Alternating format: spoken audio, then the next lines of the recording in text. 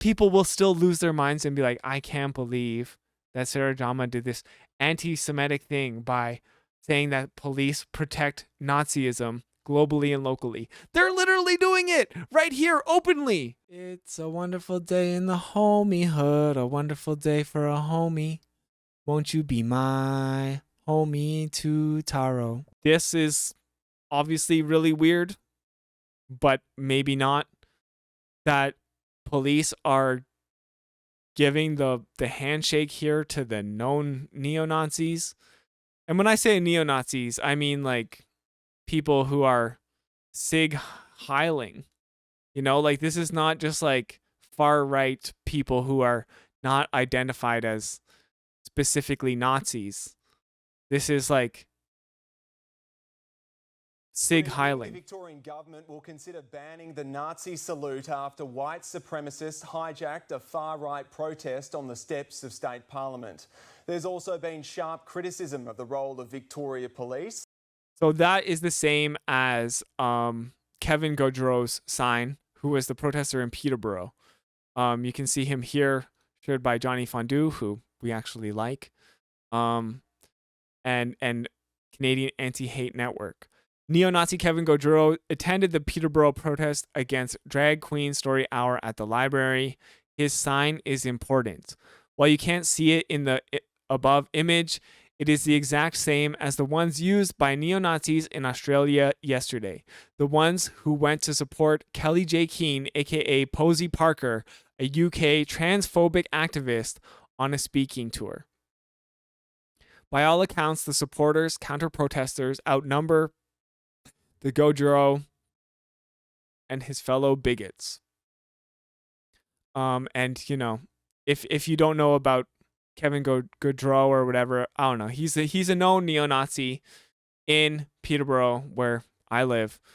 There's some alt text here, and yeah, here's the full sign. Gaudreau literally has a Celtic cross white power symbol in his sign, in the word destroy. How are pseudo-journalists on the ground not calling this out? How did he manage to walk around like that when he's blatantly signaling for us to be killed? And I believe, obviously, the pseudo-journalist there is Karim Assad. The force refusing to elaborate on why the neo-Nazis were not arrested. Lana Murphy has the story. They brought one. So, yes, this is Nazism. They're literally Sig Heiling. One of history's darkest chapters to Melbourne streets. Performing symbols of hate, Spring Street was their stage, police and warring demonstrators their audience. The neo-Nazis arrived in support of an anti-trans rights speaker. That group met with a counter-protest. As trans support. Like, why are they allowed to be on City Hall steps like this? They're literally Nazis.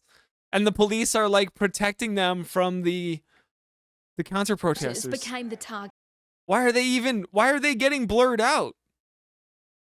They're a literal Nazis! There was a sign facing us, like calling me a paedophile, calling for my murder. Natalie Felix says police failed her. They were very much protecting the Nazis, allowing them to, like, you know, perform their signals, calling for the mass murder of, like, an entire group of people. Like, if it's not illegal in Australia, it should be.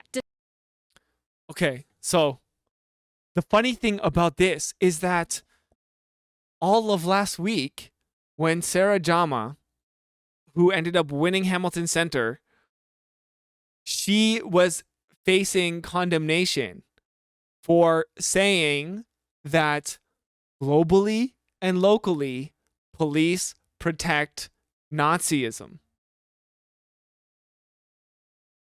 A lot of people unjustly called this anti-Semitism and conspiracy theory. That our failure to stand up to the systems of colonial policing in Canada would contribute to something like this. Sarah Jama, the first Somali woman to be elected into Canadian politics was called anti-Semitic for making this, which to anyone should be an obvious connection between the police and the far right. She literally used the word Nazism, and people lost their minds because they're like, how dare you connect the police with Nazis? And then, literally a couple days later, Melbourne police protect the Nazis, aka a situation that happened globally, and Peterborough police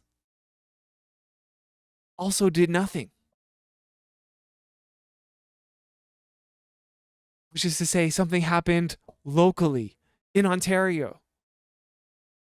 And then people will still lose their minds and be like, I can't believe that Sarah Jama did this anti-Semitic thing by saying that police protect Nazism globally and locally. They're literally doing it right here openly. Displaying the swastika is outlawed in Victoria, but the Nazi salute is legal. And it's hard to believe that these hardcore white supremacists who would like nothing more than to push people like myself into the gas chambers have the law on their side. Premier, Here is a Jewish person saying the police have the law on their side. How come he's not being accused of anti-Semitism? Where is B'nai B'rith saying, I can't believe this anti-Semite has said this? you need to act now. Daniel Andrews responded in a tweet, Nazis aren't welcome, not on Parliament steps, not anywhere. So to every trans Victorian I say this, our government will always support you and will always respect you because your rights are not negotiable. The Attorney and the Minister will be looking at what further action could be taken. The Liberal Party supporting a change to legislation, as well as backing one of its own members who attended the anti-trans talk. Upper House MP Moira Deeming smiled in selfies with the controversial speaker. Her views are not my views, and I don't think the views of the Liberal Party and most of mainstream Victoria, but she has a right to her views. As for the criticism of police, Okay, but like, at what point do you not have a right to your views because your views are calling for genocide? Like, freedom of speech does not include calls for genocide. We do understand that, right? I think it was a failure that we don't have a system that actually has the consequences. they do have the power to move on those who disturb the peace and can arrest for offensive behaviour or incitement.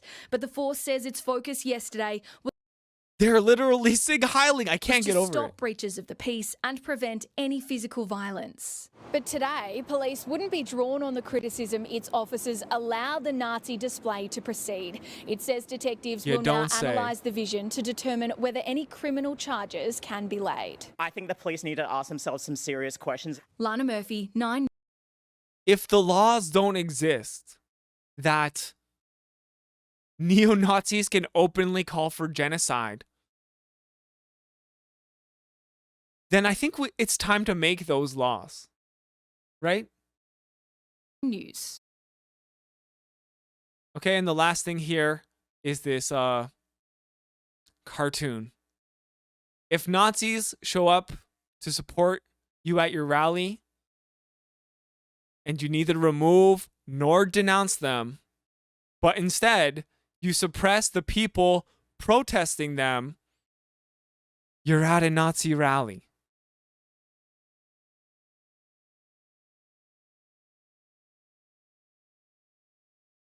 And here they are. Here is this frame as well. Fucking Agent Smith.